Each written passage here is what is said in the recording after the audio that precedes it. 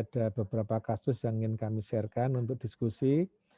Jadi untuk residen dari UI yang monggo nanti memberikan komentar, dari kita juga komentar, diskusinya bebas. Nanti kalau dari pediatrik juga ingin memberikan atau menyampaikan komentar juga kami persilahkan. Ya.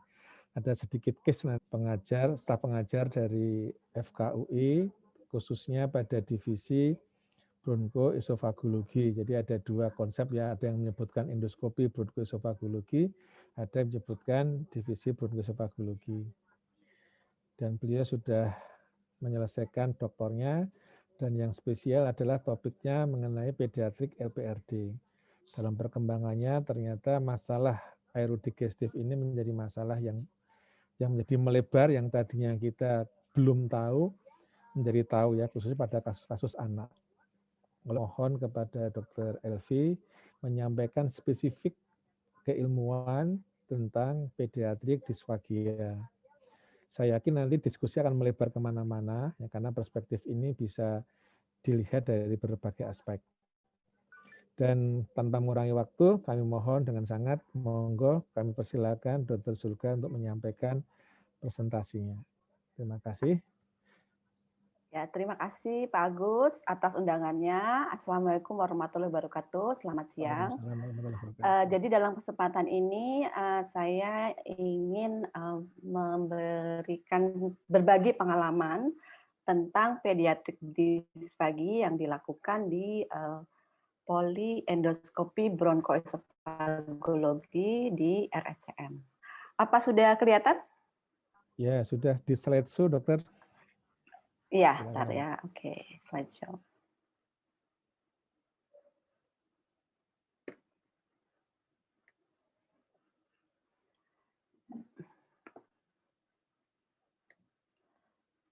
Jadi adik-adik sekalian dan juga para staf di bagian THT UGM dan juga bagian pediatri, terima kasih atas kesempatan yang diberikan. Jadi sebenarnya pediatrik disfagi ini baru kita geluti kira-kira sekitar 5-7 tahun belakangan, yang memang awalnya dari adult juga, dari pediatrik ini belakangan setelah kita benar-benar fokus pada dewasa.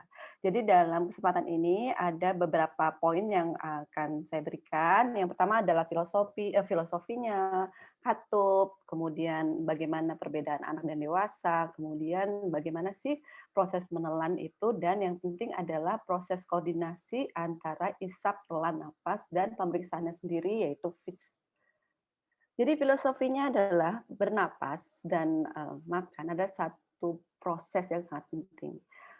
Dari awal breathing ini dicapai begitu anak lahir ya, karena ada perbedaan environment dari liquid ya ke udara bebas akan dirangsang untuk bernapas.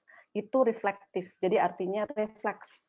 Sedangkan menelan, proses menelan itu sendiri itu partly refleksif, partly-nya harus kita pelajari. Karena memerlukan satu proses yang lain yang disebut dengan koordinasi isap, telan, napas, dan juga perlu satu fungsi yang matur. Dalam hal ini adalah fungsi gastrointestinal ya. Kita nggak akan bisa memenuhi kebutuhan nutrisi apabila proses gastrointestinalnya tidak matur ya.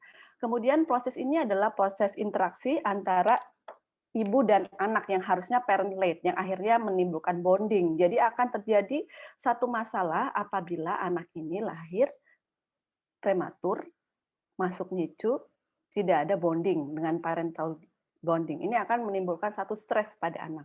Karena nantinya sebenarnya feeding ini adalah quality-nya. Ya awalnya bukan volume, karena anak itu akan merasa ini aku makan ini ada pleasure sendiri karena bonding itu, yang lebih pleasure itu lebih dirasakan daripada kepuasan itu sendiri ya. Jadi atau kenyang ya. Jadi ini adalah satu filosofi yang harus kita ingat, bagaimana satu proses menelan pada anak ini ada satu proses belajar yang berbeda, dan itu adalah long learning proses yang tidak boleh ada yang kalau ada hambatan harus segera kita atasi dengan baik. Pediatrik disfagi ini menimbulkan satu masalah banyaknya sebenarnya, yaitu misalnya ada gangguan intake, menyebabkan gangguan pertumbuhan, menyebabkan gangguan perkembangan, gangguan tumbuh kembang, kemudian gangguan paru. Oleh karena ini adalah satu proses yang berkesinambungan dan juga menimbulkan suatu vicious cycle. Kita harus bekerja bersama-sama dalam menghadapi kelainan menular ini. Ini adalah satu yang kemarin saya sudah tayangkan bahwa sebenarnya katupnya sih sama ya antara anak dewasa. Yang itu pertama adalah bibir, lip seal ya. Katup bibir ini harus dipenuhi pada anak, apalagi anak proses sucking itu harus dengan bibir yang mengatup. Ada gangguan di bibir, cleft palate, cleft lip contohnya. Ini akan mengaruhi ya. Kemudian gangguan tonus misalnya. Yang kedua adalah tang ya. Lihat di sini adalah bayi yang harus memiliki tang yang sesuai. Kalau kegedean, contohnya pada ada sindrom yang benar-benar makroglosia, ini akan memberikan masalah, atau Down syndrome ya yang akan memberikan masalah pada daerah oralnya. Juga jangan lupa ada yang namanya tang tai. Tang tai juga pengaruh ya proses sucking contohnya. Yang ketiga adalah gangguan di daerah kusparing, daerah palatum. Ini ada gangguan cleft-nya, contohnya pada pasien cleft palate ini akan terganggu juga dengan velofaring. Velofaring lihat di sini, velofaring ini apa yang kita bisa nilai katup ini dengan melihat anak itu menelan ya. Atau juga ada pada saat fonasi, pada kasus-kasus cleft palate ini terganggu, Anda juga pada anak yang lebih besar, pada contohnya kasus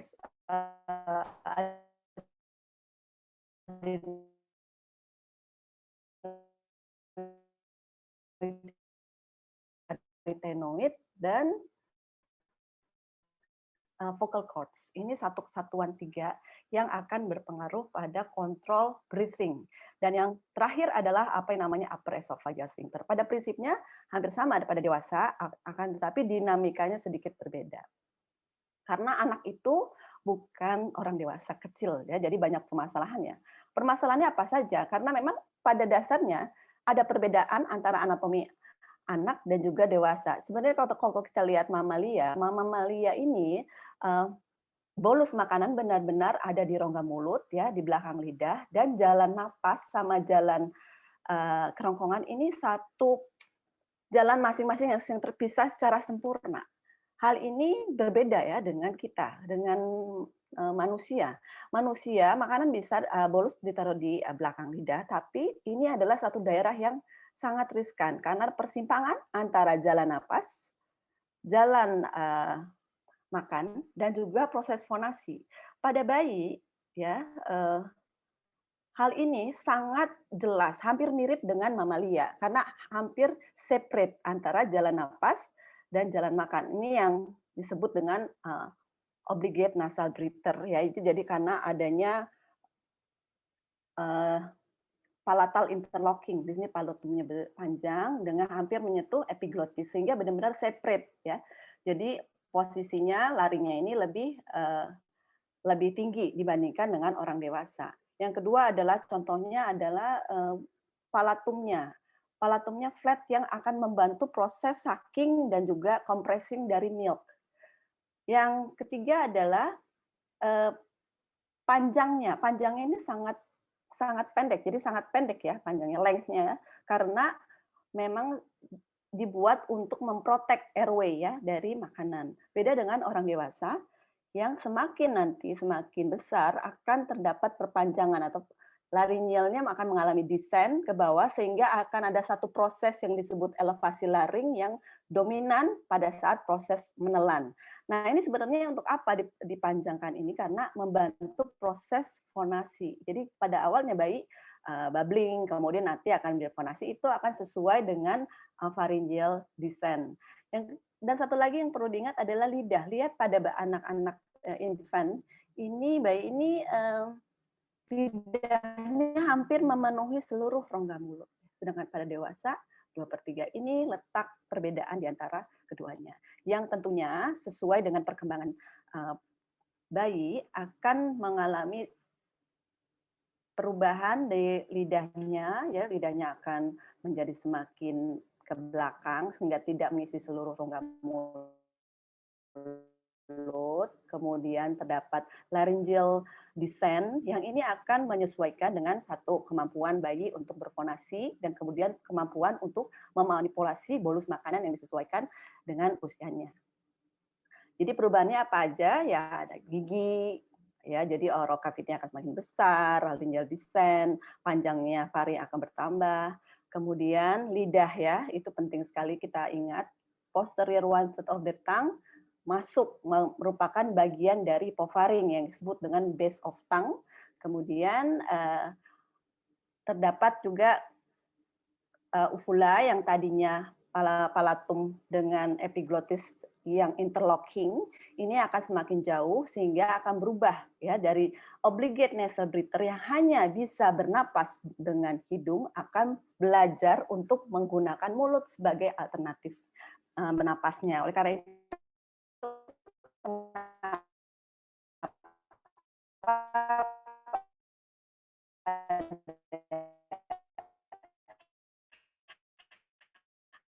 bayi kayak kalau obligate. Nah, ini video yang saya suka banget, mungkin udah bosen juga. Ini adalah satu proses yang memperlihatkan bahwa dalam kandungan bayi sudah belajar menelan, ya, sudah belajar menelan air ketuban, ya, dan pada usia 32 sampai 34 minggu bayi janin ini sudah belajar untuk mengisap ya sehingga kalau kebayang kalau bayi prematur yang lahirnya 30 minggu ke bawah otomatis tidak ada refleks sucking yang didapat saat lahir sehingga kita harus bekerja keras untuk membangkitkan refleks itu semua. Dan apa saja sih sebenarnya masalah kita pada bayi-bayi dengan kesulitan menelan ini bisa didapkan begitu bayi lahir, jadi preterm baby. Karena angka prematuritas ini meningkat ya, karena kita sudah jagoan banget, jadi berapa gram bayi bisa survive ya di lingkungan yang aman yaitu di NICU. Jadi di situ bayi harus diajar bagaimana belajar mengisap dan juga harus belajar mengkoordinasi antara isap, pelan, dan napas. Itu suatu task yang susah ya, difficult, tapi bisa insya Allah. Kalau misalnya kita bisa mendiagnosis kelainan itu dari awal. Nah, apalagi yang bisa kita temukan pada kasus-kasus anak-anak ini adalah laringomalasi ya. Udah prematur, kadang-kadang disertai dengan laringomalasi yang otomatis mengganggu siklus tadi, suck, swallow, and breathe. Kalau kita lihat sebenarnya, kalau dari literatur ternyata kalau ditanya apa sih sebabnya laringomalasi, bukan karena imatolitas rawan, cartilage. Karena cartilage-nya setelah dilakukan pemeriksaan histologi sama ya, sama maturnya. Tapi apa yang imatur adalah nerve-nya. Jadi sebenarnya kalau kita lihat laringomalasi, kita lihat ada yang namanya laryngeal adductor reflex. Laringan dokter adductor reflex yang baik itu berjalan dari laring, kemudian aferennya ke ganglion nodosa, nucleus tractus salivatorius, nucleus ambiguus ini satu yang namanya DCP, di central pattern generator, ini akan menjaga laryngeal tone, menjaga glossy closure yang baik untuk mencegah aspirasi dan juga mengatur proses menelan dan juga respirasi. Nah, apa yang terjadi kalau ada gangguan sensor di situ, apa gangguan aferen di situ, akhirnya ada gangguan eferennya.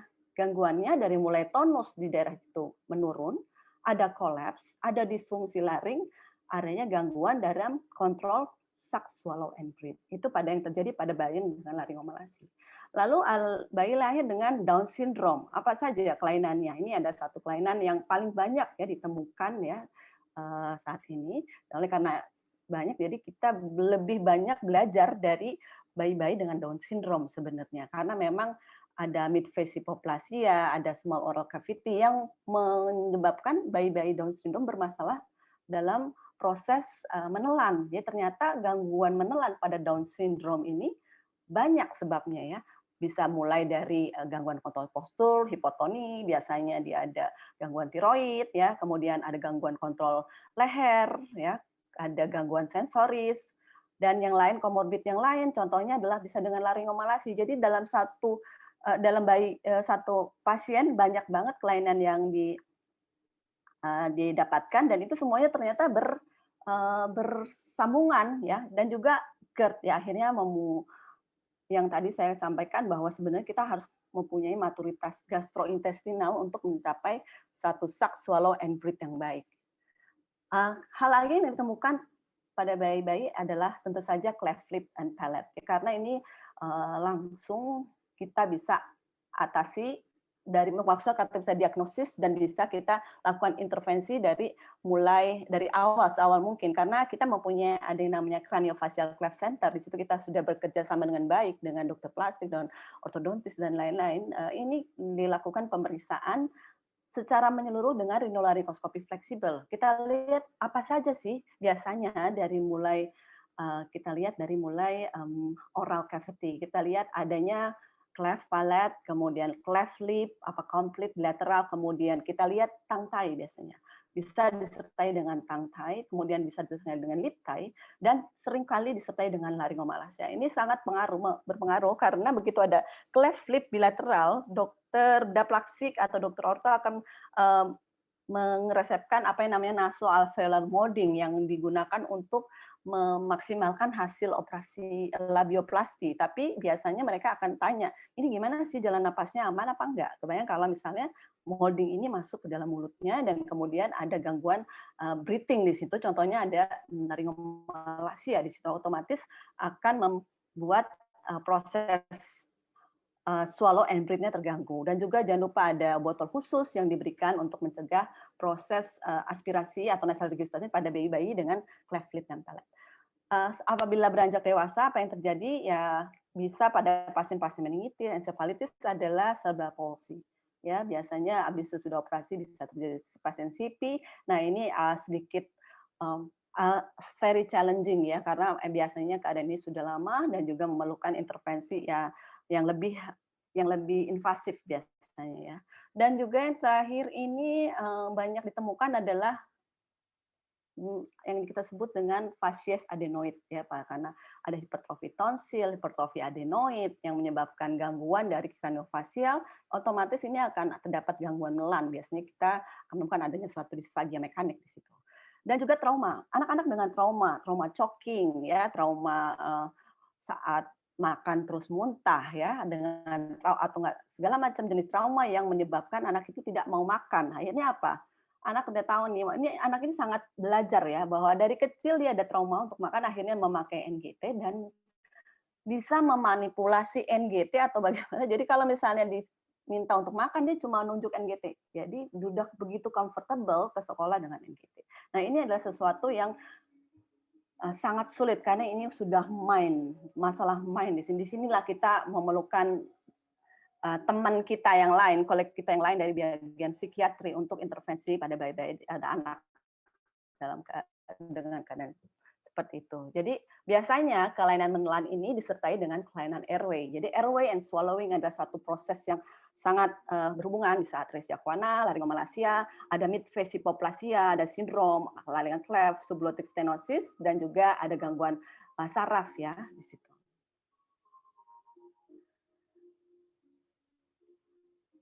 Jadi proses menelan ini sendiri ya fungsinya kita harus bisa memprotek airway. Kalau airway protection tidak baik akan terjadi aspirasi pneumonia. Jadi biasanya bayi-bayi akan keluar masuk NICU atau PICU karena pneumonia aspirasi. Itu kita udah lihat oh ya bagaimana keadaan airway-nya di situ.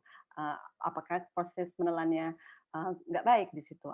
Dan juga jangan lupa proses feeding ini untuk tumbuh kembang ya sehingga kita bisa mencegah kalau feeding yang baik akan mencegah adanya failure to thrive. Jadi kemampuan makan dan menelan yang baik ini suatu proses yang integrasi dari proses anatomi dan maturitas fungsi sehingga dapat perkembangan oromotor yang baik ya sehingga apabila terdapat gangguan menelan itu disebut dispagi, apabila gangguan makan itu disebut feeding difficulties di mana pada saat itu bisa terjadi bersama-sama atau biasanya bisa terjadi sendiri. Jadi yang paling penting pada bayi dan anak adalah apa yang dinamakan coordination dari suck, swallow, and breathe yang saya ulang berkali-kali. Ya, tapi jangan bosan ya karena pada anak ini paling penting ya karena untuk dengan suck, swallow, and breathe yang baik akan terhindar aspirasi ya dan juga karena tidak ada aspirasi jadi energi untuk berkembang akan maksimal. Dan biasanya suck, swallow, breathe ini akan sesuai dengan umur ya pada semakin bertambah usia, apnea-nya semakin berkurang dan swallowing rate-nya akan meningkat ya. Jadi kalau untuk suck, swallow, and breathe di awal kita bisa mengetesnya dengan apa yang namanya non-nutritive sucking. Non-nutritive sucking itu contohnya seperti apa? Seperti pakai empeng ya. Pada saat non-nutritive sucking, proses respirasi dan proses menelan adalah satu proses yang berbeda ya. Jadi hanya prosesnya adalah apa yang disebut dengan kompresi. Kompresi jadi tang ke atas ya. Jadi kompresi dan bisa napas dan bisa menelan dengan baik ya, karena ini suatu proses yang berbeda. Tapi ternyata katanya non-nutritive sucking yang baik akan merefleksikan nutritive sucking. Tapi ada ininya ya, ada syaratnya ya. Nah, bedanya non-nutritive sucking ini terdapat proses kompresi dan suctioning. Dalam suctioning itu dalam arti kata harus ada milk transport. Jadi ada setelah diekspresi, setelah ada kompresi, kemudian terjadi suctioning, sehingga ada yang klep-klep yang bergerak. Dalam hal ini terdapat swallowing klep di daerah upper esophageal sphincter kebuka, tapi di daerah laring akan tertutup. Dan ini terjadi in sequence, habis suck, swallow, and breathe. Suck, swallow, and breathe. Jadi ini suatu koordinasi yang sangat baik, yang memerlukan fungsi respirasi yang baik, fungsi kardio yang baik, dan juga fungsi tentu saja fungsi pencernaan yang baik. Ya, suck, swallow, and breathe baik, tapi bayinya muntah sama mencret, ya sama aja ya. Jadi harus terintegrasi ya. Jadi biasanya anak ini akan bernapas dengan rate 40 sampai 60 kali per menit dengan 1,5 sampai 1 kali per detiknya. Dan ini harus berjalan dengan aman. Nah, jadi ingat lagi bahwa sebenarnya kalau non-nutritive sucking, baik sucking, swallowing, respiration, sama esophageal motility ini separate ya, sendiri-sendiri ya, tapi bagus buat latihan sebenarnya. Tapi kalau nutritive sucking, sucking yang baik akan menyebabkan koordinasi swallowing, sucking yang baik dan juga swallowing yang baik dan respirasi yang baik akan menjadikan satu proses yang berkesinambungan yang akhirnya akan mentransferkan bolus ke daerah esofagus yang fungsinya juga normal. Ini adalah satu komponen dari nutritive sucking yang baik. Jadi apa sih yang disebut baik, suck, swallow, and breathe yang baik? Kalau tidak ada tanda-tanda aspirasi, tidak ada desat, tidak apnea, tidak ada bradikardie, dengan rasionya 1 suck, 1 swallow, 1 breathe, atau 2 suck, 2 swallow, 1 breathe. Ini rasio yang baik, yang dicapai pada bayi-bayi normal. Tapi bagaimana sih sebenarnya untuk mencapai suck, swallow, and breathe yang baik? Kita ingat bahwa sebenarnya harus nomor 1 adalah physiological stability. Jadi secara fisiologis respirasi kardionya itu udah bagus ya. Kalau misalnya ada gangguan respirasi, ada gangguan kardio, nah dari landasan fondasinya aja udah nggak bagus, otomatis pasti ada gangguan motor organization dalam hal ini bagaimana sih kontrol posturnya, bagaimana sih nerve-nya di situ, bagaimana tonus otot bukalnya, bagaimana pipinya, apakah dia bisa menciptakan tekanan intraoral yang baik.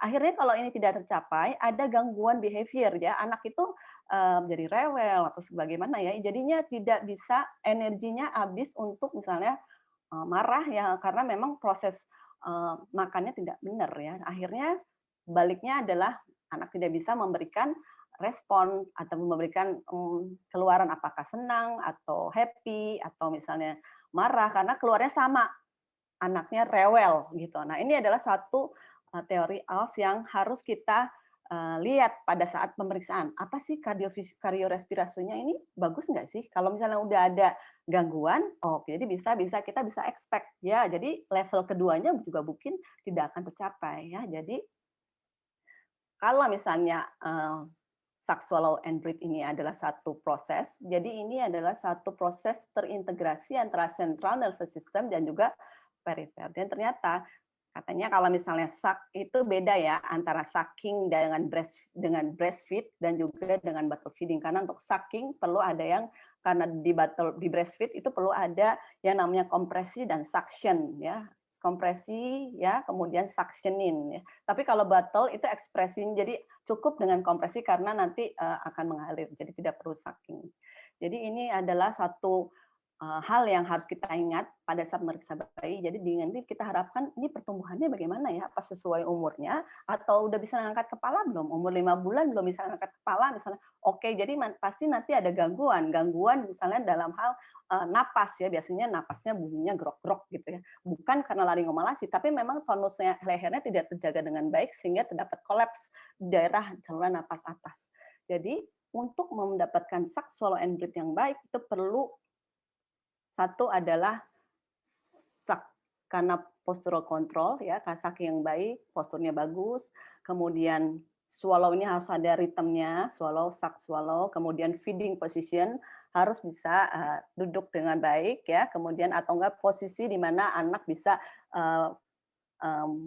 sak swallow dengan aman. Nanti ini ada pengaruh dokter rehab medik ya untuk positioning ini, kemudian bernapas dan juga craniocervical position.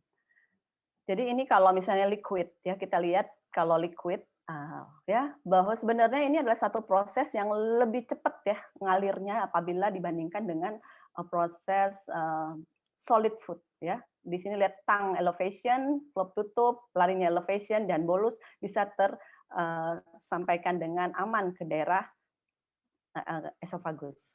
Dan fase menelan pada anak kecil, anak bayi, infant, dan juga bayi-bayi yang infant, jadi bayi-bayi yang usia 1, 2, 3, 4 bulan ini berbeda dengan anak yang lebih besar.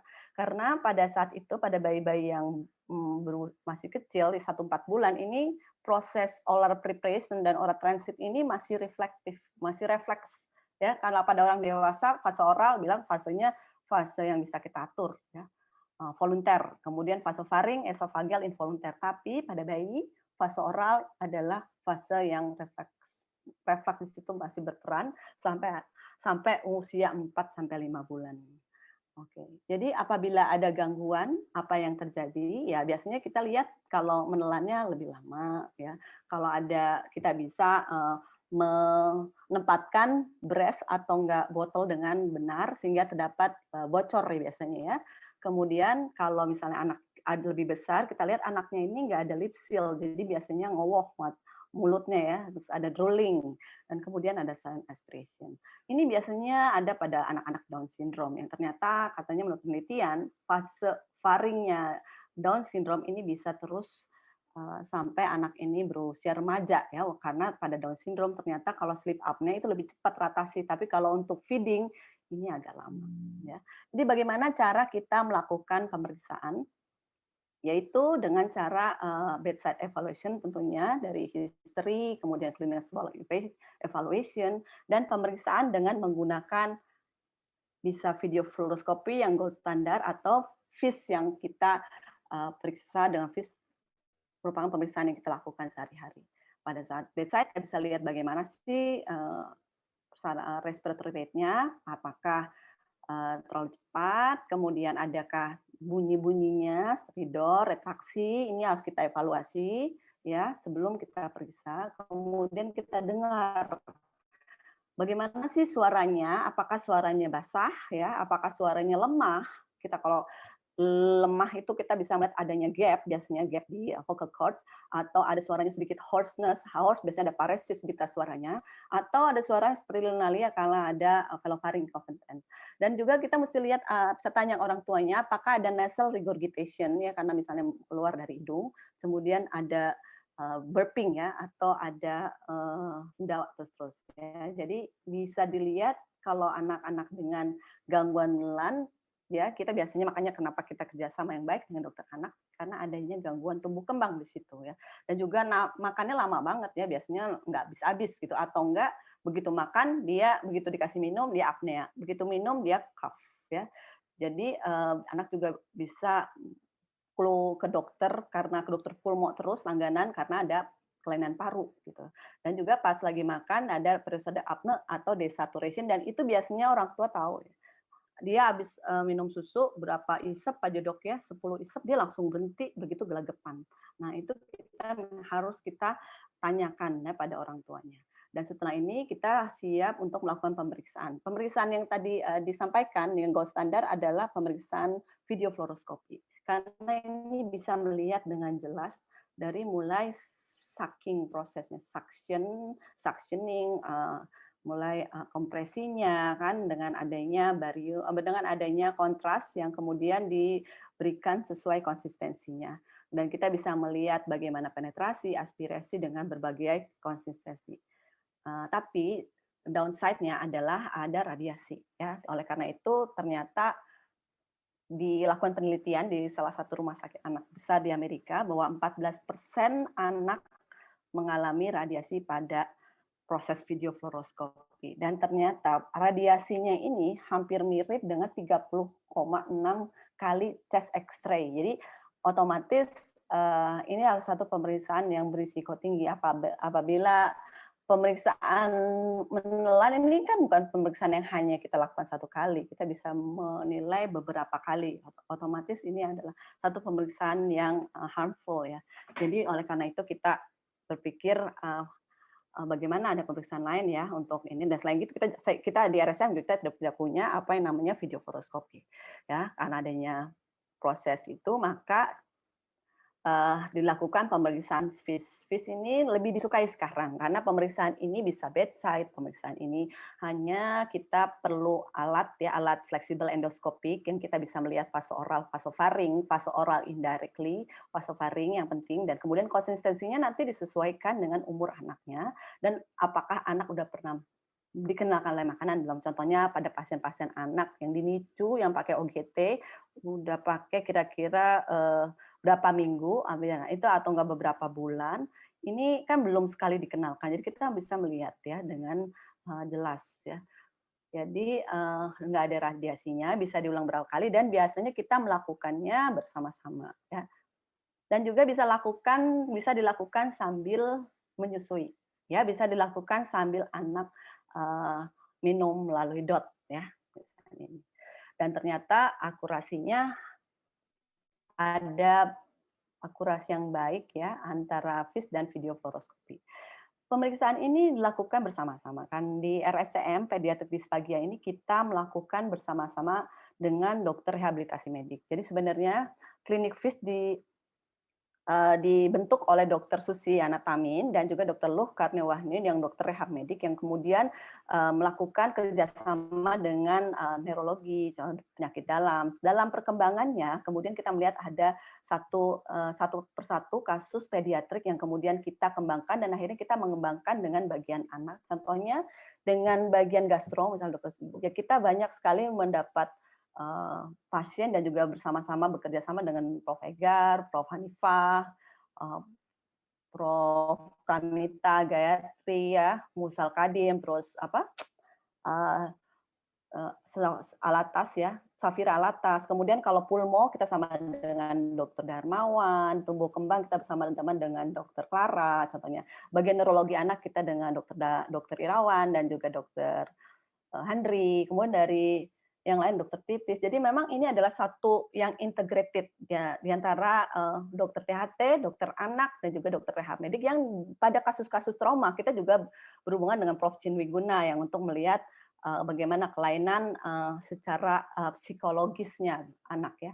Nah, ini dilakukan bersama-sama karena yang namanya anak ya kadang-kadang terjadi desat dan lain-lain, kita mesti ready untuk itu semua, dan juga dengan adanya dokter rehab medik kita melakukan positioning yang baik ya seperti itu. Ini sebenarnya indikasinya apa? Kalau misalnya tersedak, misalnya ada gangguan napas dan ada gangguan paru yang kronis, kemudian ada gangguan tumbuh kembang, tidak mau makan, kalau makan dilepeh gitu misalnya, atau enggak ada sesudah operasi ada gangguan. Ini merupakan salah satu indikasi dari FIS. Ya. Jadi pada pre-swallowing assessment jangan lupa bahwa kita juga bisa minta, kalau misalnya pasien ini bisa minta pasien untuk diminum ya. Jadi minta ibunya dengan dot yang biasa dan kita lihat observe, ada observe apnea di situ. Dan juga kita tidak lupa memeriksa bagaimana keadaan bibir seperti tadi saya sampaikan, lip seal-nya, apakah ada tongue tie, ada pada cleft, hidungnya, kemudian ada posturnya, kemudian ada gangguan kraniofasial kah di situ. Karena memang kita di sini banyak juga ketemu dengan pasien-pasien sindrom ya, contohnya pada pasien-pasien virobang, ya ada mikro atau retroglatia ke belakang, kemudian ada yang namanya kruzong atau upper di mana ada mid fasial penyempitan midfasia, hipoplasia. Jadi memang proses bernapasnya akan terganggu ya. Itu harus kita evaluasi. FIS parameternya sebenarnya hampir sama ya. Karena pada dasarnya pemeriksaan FIS ini kita bisa dengan jelas melihat vasofaring dengan jelas, yaitu apakah ada standing secretion yang walaupun pada anak bisa jelas, cuman kalau anaknya nangis akan menyulitkan. Ya. Jadi memang pemeriksaannya mesti hati-hati menginterpretasikannya. Bagaimana ada residu, apakah ada residu di sini, di valikula atau di postcricoid, apakah ada penetrasi, apabila ada bolus yang ada di daerah epiglotis, kemudian ada aspirasi ya. Nah, jadi jangan lupa kita lihat bagaimana lidahnya. Ini contoh makroglossia, lip seal, ini harus kita perhatikan dengan tonsil, amandelnya, velofaring. Ya, kemudian apakah ada penetrasi dan juga ada aspirasi ya. Ini ada contoh berbagai jenis laring yang kita periksa ya. Jadi jangan lupa bahwa pada saat pemeriksaan laringomalasi itu bisa kita identifikasi dengan cepat. Biasanya dengan adanya pemeriksaan FIS kita bisa identifikasi vasofaringnya oke nggak. Kalau vasofaringnya oke, dalam hal ini tidak terdapat residu, tidak terdapat penetrasi, aspirasi, baru kita bisa melihat oh mungkin ini ada suatu koordinasi antara suck, swallow, and breathe. Jadi kita biasanya juga meminta pasien ya, jadi ini pemeriksaannya.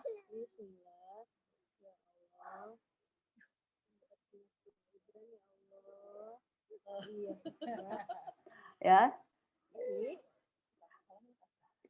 Jadi dilakukan bisa bersama-sama dengan dokter rehab medik. Kita lihat komposisi apa yang biasanya pasien bisa minum dengan aman ya. Jadi dilakukan, dan apabila tidak bisa ya terpaksa memang harus pakai OGT atau pakai NGT. Itu memang suatu jalan yang harus ditempuh karena oral feeding tidak aman, berarti ada risiko aspirasi. Dan sesudah itu kita melakukan suatu intervensi, yaitu adalah ganggu postural control yang seperti saya sampaikan, bahwa kontrol postural bukan satu hal yang penting dalam ALS tadi, itu adalah di level kedua. Karena kalau kontrol postur nggak bagus, otomatis nggak bisa naik lagi ke level yang selanjutnya, sehingga kita melakukan pemeriksaan. Nah, ini ya. Ya, jadi dalam hal ini juga ada proses edukasi terhadap orang tua pasien sehingga pasien bisa dilakukan intervensi terus secara rutin di rumah sehingga akan memperbaiki tonus posturnya ini ya. Tonus postur seperti ini, kontrol leher yang kuat dan terang yang kuat akan membantu proses menelan. Ya. Nah, ini satu hal yang harus dilakukan bersama-sama. Jadi ini adalah satu contoh. Ya, ini agak ya sekitar 7 menit nih videonya ya. Jadi pada anak-anak dengan hipotiroid kongenital, global development delay dengan laringomalasi tipe 3, ada riwayat pneumonia ya. Ya, kita bisa melakukan timnya biasanya sama dokter Fauzia ya, dokter bagian laring-laring. Kita melakukan tindakan bersama-sama. Karena COVID jadi baju seperti itu. Jangan lupa kita lakukan evaluasi terus keadaan saturasi. Sebelum pemeriksaan kita lihat apakah ada stridor ya, retraksinya ya. Kita lihat ini berarti dari sini kelihatan bahwa sistem respirasi anak ini kurang baik ya. Anak ini sudah terpasang NGT. Nah, jadi biasanya pada kasus-kasus ini apabila diberikan feeding akan terjadi desaturasi. Proses evaluasi FIS itu mesti dilakukan dengan baik ya, dan juga anak biasanya dibedong. Untuk membedong nggak sama ya, bedongannya nggak sama seperti bedong bayi baru lahir. Ini harus bisa memfiksir hal-hal yang akan diperbaiki nanti. Oleh karena ada teknik pembedongan khusus, oleh karena itu kita biasanya saya bilang, oke, tolong dong bedongin gitu.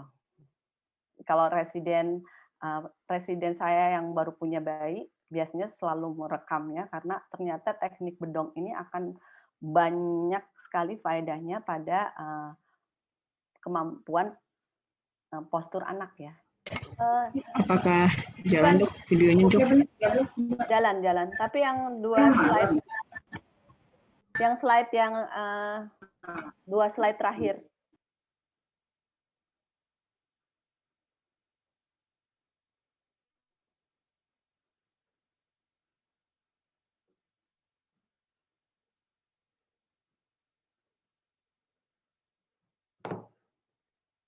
Ya, jadi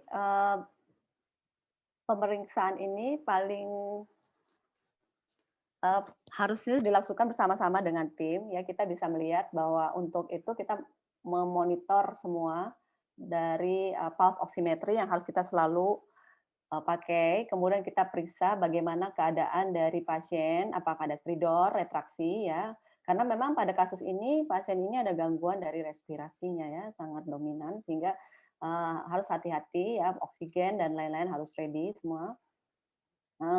Dan juga untuk pemeriksaan ini kita memerlukan satu bedongan yang khusus ya, biasanya untuk memudahkan nanti bagaimana untuk manipulasi postur ya.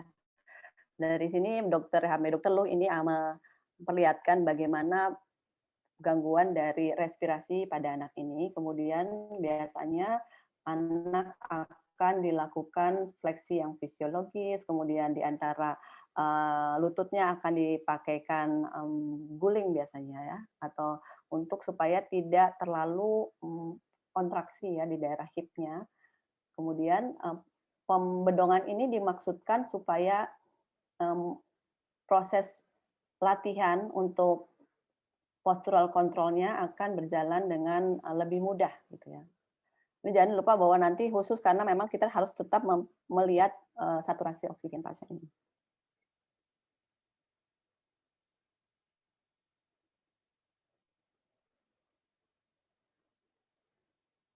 Ya.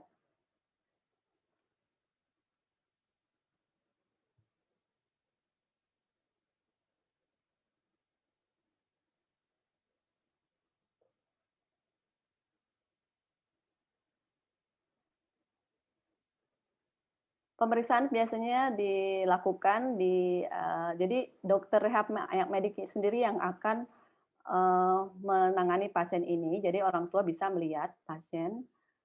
Kita lakukan pemeriksaan rhinolaryngoscopy fleksibel. Kita lihat bagaimana keadaan dari jalan napasnya, hidungnya. Kemudian kita lihat bagaimana keadaan di daerah laring ya. Pada pasien ini ternyata memang terdapat laringomalasia ya. Laringomalasianya sudah membaik ya. Jadi ada perbaikan, tapi bisa dilihat di sini ada masih ada standing secretion di situ walaupun minimal ya pada proses pre-swallowing assessment di situ. Pasien ini berusia 2 tahun ya, jadi bisa dilakukan pemeriksaan dengan konsistensi yang tidak hanya susu, tapi apabila lihat dari kondisi pasien, ini lebih aman kita melakukan konsistensi cair karena gampang kita keluarkan apabila terjadi penetrasi ya dengan suction yang harus selalu tersedia ya di situ.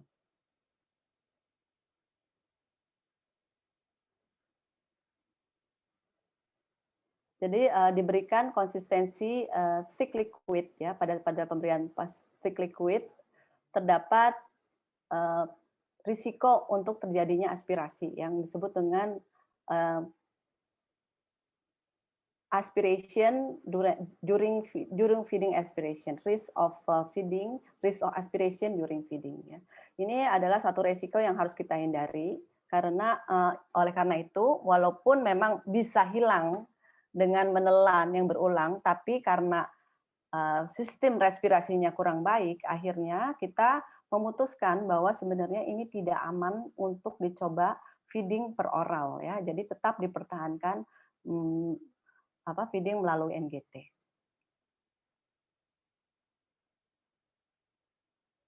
Jadi karena apabila menelan ya, kita lihat di sini ada risikonya ya, risiko during feeding ya, aspirationnya. Dan juga yang penting adalah bahwa kita harus melihat apakah fase faring ini aman apa tidak. Itu poin yang paling penting sebenarnya. Kalau apabila fase faring sudah tidak aman, otomatis kita tidak bisa memulai makanan. Tapi apabila fase faring aman, nah kita bisa mulai evaluasi lagi lebih lanjut. Nah, dokter dia bisa langsung ke positioning. Dan biasanya nanti juga dokter rehab medik akan segera mengajarkan pada orang tua pasien tentang positioning yang harus dilakukan pasien setiap harinya, ya minimal berapa kali sehari, karena untuk mempercepat penguatan dari otot-otot.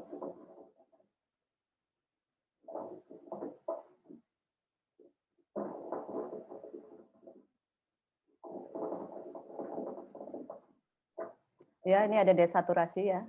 Jadi memang paling penting sekali kita melakukan monitoring pada saat pemeriksaan FIS.